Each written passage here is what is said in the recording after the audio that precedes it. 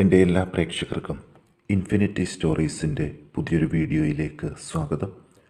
10 വർഷത്തെ കണ്ണുനീരും കഷ്ടപ്പാടും തീർന്നുകൊണ്ട് ഇരട്ടി ഭാഗ്യത്തിലൂടെ കടന്നു പോകുന്ന നക്ഷത്രജാതകരെക്കുറിച്ച് വളരെ വിശദമായിട്ട് ഇൻഫിനിറ്റി സ്റ്റോറീസിൻ്റെ ഇന്നത്തെ വീഡിയോയിലൂടെ ഒന്ന് പങ്കുവെക്കാം.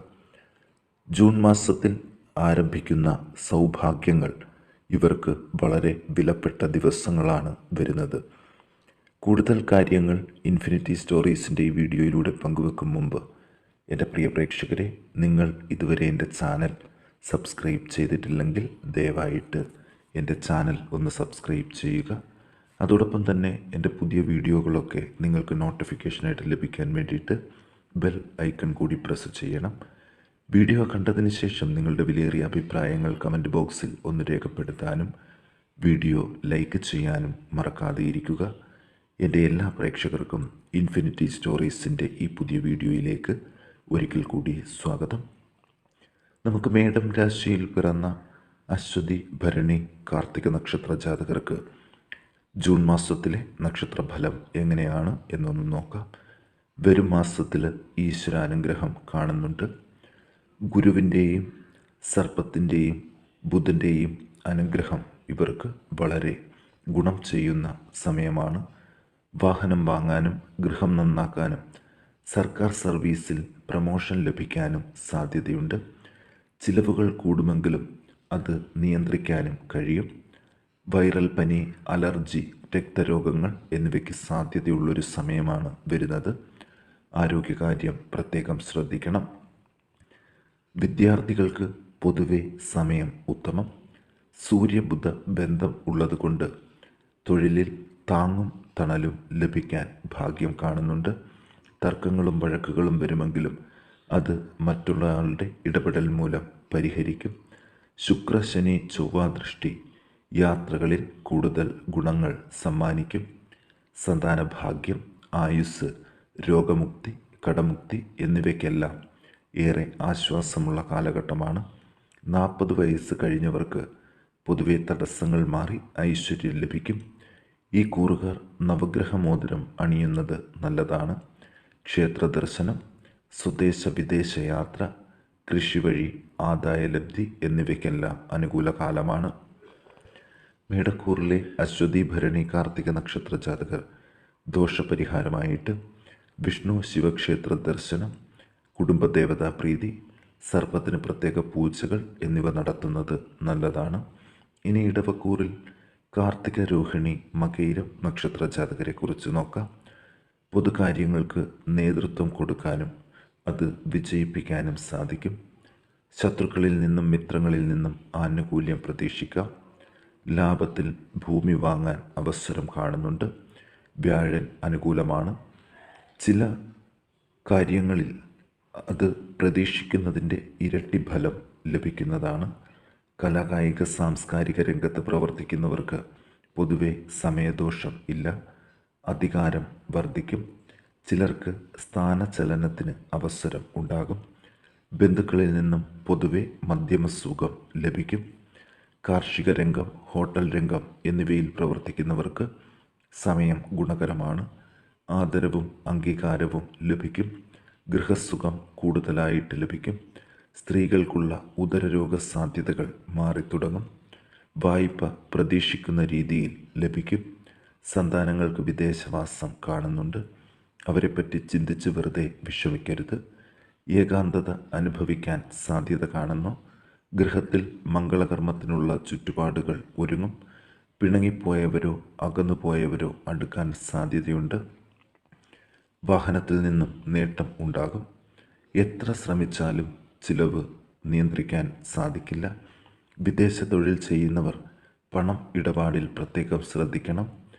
50 വയസ്സിന് മുകളിൽ ഉള്ളവർക്ക് സമയം അനുകൂലമാണ്. ദോഷപരിഹാരമായിട്ട് കുടുംബദേവതാ പ്രീതി നേടണം. വിഷ്ണു ക്ഷേത്രത്തിൽ പാൽപായസം നടത്തണം. ദേവിക്ക് ഐക്യഭാഗ്യ സൂക്തം, കൃഷ്ണന് പാൽപായസം, ധന്വന്തരമൂർത്തിക്ക് അർച്ചന വേണം. ഈ കൂറുകാർ പുഷ്യരാഗക്കല്ല് ഉപയോഗിക്കുന്നത് നല്ലതാണ്. ഇനി മിഥുനക്കൂറിൽ മകയിരം, തിരുവാതിര, പുണർദം നക്ഷത്ര ജാതകരെ കുറിച്ച് നോക്കാം. വരും ദിവസങ്ങളിൽ മനസമാധാനം വർദ്ധിച്ചുകൊണ്ട് ഇരട്ട രാജയോഗം മിഥുനക്കൂറുകാർക്ക് ലഭിക്കും. മറ്റുള്ളവരുടെ കാര്യത്തിനു വേണ്ടി പണം ചിലവാക്കേണ്ടി വരും. അധികാരസ്ഥാനത്തുള്ളവർ ആജ്ഞാശക്തിയാൽ പല കാര്യങ്ങളും നേടിയെടുക്കും. സ്നേഹബന്ധങ്ങൾക്ക് കൂടുതൽ പ്രാധാന്യം കിട്ടും. രോഗം കുറഞ്ഞു വരും. നിസ്സാര കാര്യങ്ങൾക്കുള്ള ചിന്ത വർദ്ധിക്കും. ആത്മീയതയിൽ കൂടുതൽ ശ്രദ്ധിക്കും. വിരുന്ന്, സൽക്കാരം, ബന്ധുജന സന്ദർശനം, പ്രായമായവർക്കുള്ള അസ്ഥിരോഗങ്ങൾ കൊണ്ടുള്ള പ്രയാസങ്ങൾ, ബന്ധുക്കളിൽ നിന്ന് സാമാന്യ സുഖം, വീട്ടിൽ മംഗളകർമ്മത്തിന് തുടക്കം കുറിക്കാൻ സാധിക്കും. ഗൃഹം മോടികൂട്ടാൻ അവസരങ്ങൾ ഉണ്ടാകും. പഴയ വാഹനം നന്നാക്കൽ, വളർത്തുമൃഗങ്ങൾക്കുള്ള രോഗങ്ങൾ മാറിവരുന്ന സാഹചര്യം, പല്ല്, കണ്ണ് എന്നീ അവയവങ്ങൾക്ക് ഇടവിട്ട് അല്പാൽപ ബുദ്ധിമുട്ടുകൾ എന്നിവ അനുഭവിക്കേണ്ടി വരും. സർക്കാർ സംബന്ധമായ ചില ദുരിതങ്ങൾ വിട്ടൊഴിയും. മേലുദ്യോഗസ്ഥരിൽ നിന്നും നല്ല സഹകരണം ഇവർക്ക് ലഭിക്കും. ചില ആളുകൾ ഇടയിൽ കയറി പ്രശ്നങ്ങൾ ഉണ്ടാക്കാൻ സാധ്യതയുണ്ട്. പുതിയ സംരംഭങ്ങൾക്ക് പണം മുടക്കൽ സംബന്ധിയായ കാര്യങ്ങൾ, അതായത് പണം കൊടുക്കൽ എന്നിവ ശ്രദ്ധാപൂർവം നടത്തണം. അല്ലാത്ത പക്ഷം അത് ശത്രുതയിലേക്ക് പോകാൻ സാധ്യതയുണ്ട്. മിഥുനക്കൂറുകാർ ദോഷപരിഹാരമായിട്ട് മഹാവിഷ്ണുവിന് പാൽപായസം, ഗുരുവായൂർ ദർശനം, ശിവന് ജലധാര, ആയില്യപൂജ എന്നിവ നടത്തുക. മരതകക്കല്ല് ധരിക്കുന്നത് പൊതുവെ മിഥുനക്കൂറുകാർക്ക് ഗുണം ചെയ്യുന്നതായിരിക്കും. ഇനി കർക്കിടകക്കൂറിൽ പിറന്ന പുണർദം, പൂയം, ആയില്യം നക്ഷത്ര ജാതകരെ കുറിച്ച് നോക്കാം. ഭാര്യാഭർത്തൃ സൗഖ്യം, ശാരീരിക മാനസിക ഉല്ലാസം, ഔദ്യോഗിക രംഗത്ത് ശോഭിക്കുന്ന സമയമാണ്. മാതാവിൽ കുടുംബത്തിൽ നിന്നും പിരിഞ്ഞ് കഴിയേണ്ടതായിട്ട് വരും. ജോലി നേടാൻ സാധ്യതയുണ്ട്. വിദേശത്ത് ജോലി ചെയ്യുന്നവർക്ക് സമയം ഉത്തമമാണ്. കാർഷിക ആദായം കൂടും. യന്ത്രം, ഇരുമ്പ്, ഉരുക്ക് എന്നിവ കൈകാര്യം ചെയ്യുന്നവർക്ക് സാമ്പത്തിക ഉയർച്ച. കലാകായിക രംഗത്ത് പ്രവർത്തിക്കുന്നവർക്ക് ആനുകൂല്യം ലഭിക്കും. സർക്കാർ ഉദ്യോഗം കിട്ടാൻ സാധ്യതകളുണ്ട്. മാംസ ആഹാരത്തിൽ പ്രിയം വർദ്ധിക്കും.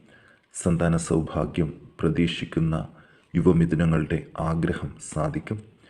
യാത്രാസുഖം ഉണ്ടാകും. സാമൂഹിക സംഘടനകളുമായിട്ട് ബന്ധം പുലർത്തും. ഗൃഹം, ഭൂമി എന്നിവ കിട്ടാൻ യോഗമുണ്ട്. നിലവിൽ കേസുള്ളവർക്ക് സാഹചര്യം അനുകൂലമാണ്. വിരോധത്തിൽ കഴിഞ്ഞവർ അടുക്കും. ദൈവാനുഗ്രഹം കൊണ്ട് തൊടുന്നതെല്ലാം വിജയിക്കുന്ന ദിവസങ്ങളാണ് വരുന്നത്. സംസാരത്തിലൂടെ മറ്റുള്ളവരെ വശപ്പെടുത്തും. സംഗീതം, സാഹിത്യരചന, ഗണിതം, നൃത്തം, നാട്യം എന്നിവയുമായി ബന്ധപ്പെട്ടവർക്ക് നേട്ടങ്ങൾ ഉണ്ടാകും. വിദ്യാഭ്യാസത്തിൽ പൂർണ്ണ വിജയം നേടും. മംഗളകർമ്മങ്ങളിൽ പങ്കെടുക്കാൻ അവസരം ഉണ്ടാകും. ദോഷപരിഹാരമായിട്ട് സർപ്പപ്രീതി നേടണം. ശനിയുടെ അഷ്ടമസ്ഥാന ദോഷം മാറാൻ ശാസ്താവിന് നീരാജനം നടത്തുക. കേതു ദോഷത്തിന് ഗണപതിക്ക് ഹോമം, തേങ്ങ ഉടയ്ക്കൽ എന്നിവ നടത്തുക. ഇനി ചിങ്ങക്കൂറിലെ മകം, പൂരം, ഉത്രം നക്ഷത്ര ജാതകരെ കുറിച്ച് നോക്കാം. തൊഴിലിൽ ഏറ്റവും കൂടുതൽ ഉന്നതി ലഭിക്കുന്ന ദിവസങ്ങളാണ് വരുന്നത്.